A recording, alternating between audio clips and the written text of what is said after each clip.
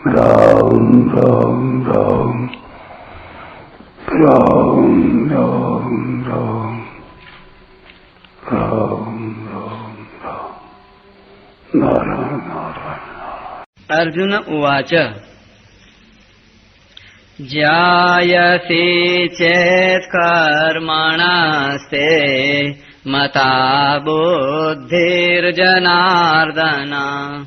तत्किं कर्मणि घोरे मां नियोजयसि केशव व्यामिश्रेणेव वाक्येन बुद्धिं मोहयसीव मे तदेकं वद निश्चित्य येन श्रेयोऽहमाप्नुयाम्। पहला और दूसरा श्लोक। अर्जुन बोले, हे जनार्दन, अगर आप कर्म से बुद्धि को यानी ज्ञान को श्रेष्ठ मानते हैं तो फिर हे केशव मुझे घोर कर्म में क्यों लगाते हैं? आप अपने मिले हुए वचनों से मेरी बुद्धि को मोहित सी कर रहे हैं। अतः आप निश्चय करके एक बात कहिए जिससे मैं कल्याण को प्राप्त हो जाऊं। व्याख्या।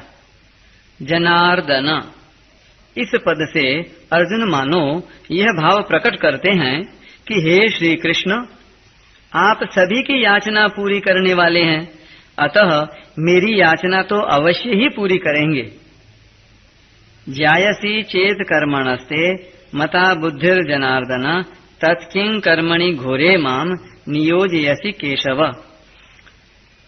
मनुष्य के अंतःकरण में एक कमजोरी रहती है कि वह प्रश्न करके उत्तर के रूप में भी वक्ता से अपनी बात अथवा सिद्धांत का ही समर्थन चाहता है।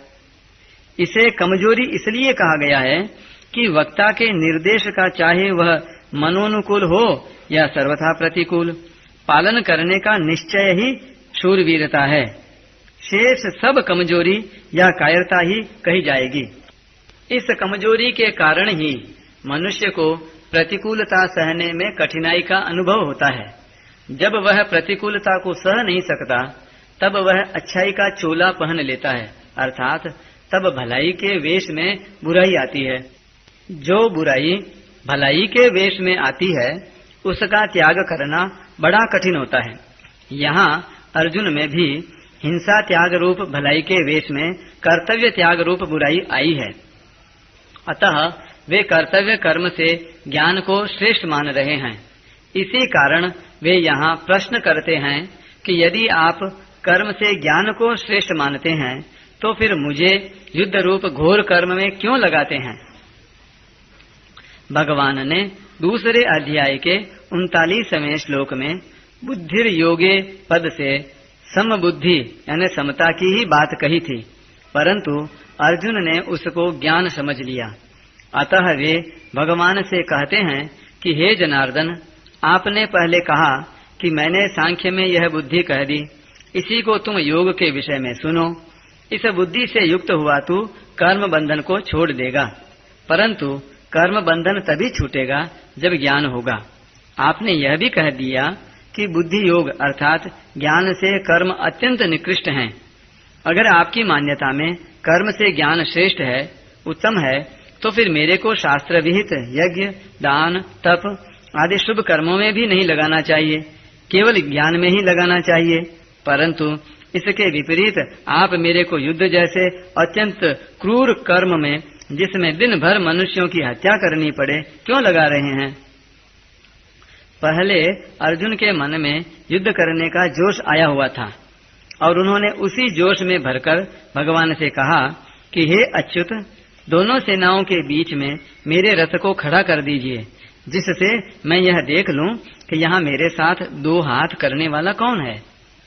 परंतु भगवान ने जब दोनों सेनाओं के बीच में भीष्म और द्रोण के सामने तथा राजाओं के सामने रथ खड़ा करके कहा कि तू इन कुरुवंशियों को देख, तब अर्जुन का कौटुंबिक मोह जागृत हो गया।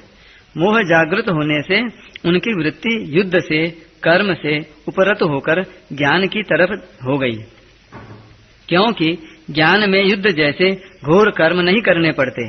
अतः अर्जुन कहते हैं कि आप मेरे को घोर कर्म में क्यों लगाते हैं।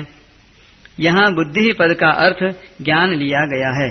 अगर यहाँ बुद्धि पद का अर्थ समबुद्धि यानी समता लिया जाए तो व्यामिश्र वचन सिद्ध नहीं होगा, कारण कि दूसरे अध्याय के 48वें श्लोक में भगवान ने अर्जुन को योग में यानी समता में स्थित होकर कर्म करने की आज्ञा दी है।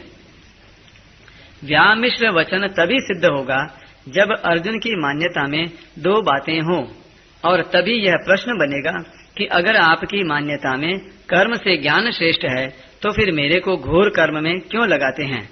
दूसरी बात, भगवान ने आगे अर्जुन के प्रश्न के उत्तर में दो निष्ठाएं कही हैं।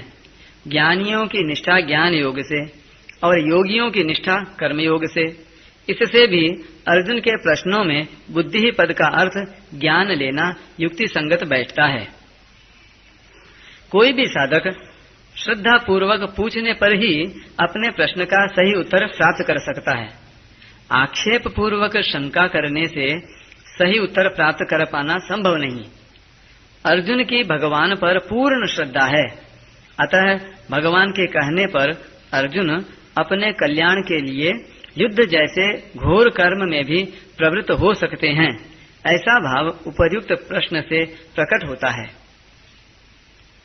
व्यामिश्रेणेव वाक्येन बुद्धिम मोहयसीव में, इन पदों में अर्जुन का भाव है कि कभी तो आप कहते हैं कि कर्म करो, कुरु कर्माणि, और कभी आप कहते हैं कि ज्ञान का आश्रय लो।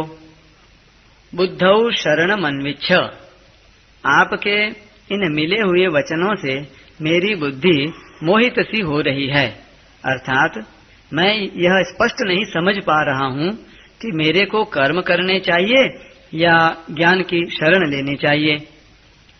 यहाँ दो बार इव पद के प्रयोग से भगवान पर अर्जुन की श्रद्धा का द्योतन हो रहा है।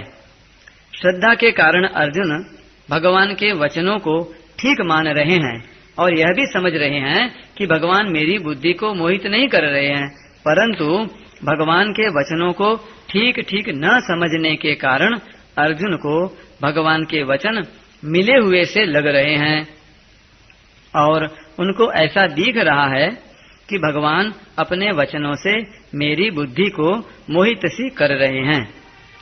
अगर भगवान अर्जुन की बुद्धि को मोहित करते तो फिर अर्जुन के मोह को दूर करता ही कौन। तदेकम वद निश्चित्य येन श्रेयो हम आपनुयाम, मेरा कल्याण कर्म करने से होगा या ज्ञान से होगा, इनमें से आप निश्चित करके मेरे लिए एक बात कहिए जिससे मेरा कल्याण हो जाए। मैंने पहले भी कहा था कि जिससे मेरा निश्चित कल्याण हो वह बात मेरे लिए कहिए। यत् श्रेयः स्यान् निश्चितम ब्रूहि तन्मे, और अब भी मैं वही बात कह रहा हूँ। परिशिष्ट भाव, जब तक संसार की सत्ता मानते हैं तभी तक कर्म घोर या सौम्य दिखता है, कारण कि संसार की सत्ता मानने से कर्म की तरफ दृष्टि रहती है, अपने कर्तव्य की तरफ नहीं। अपने कर्तव्य की तरफ दृष्टि रहने से कर्म घोर या सौम्य नहीं दिखता।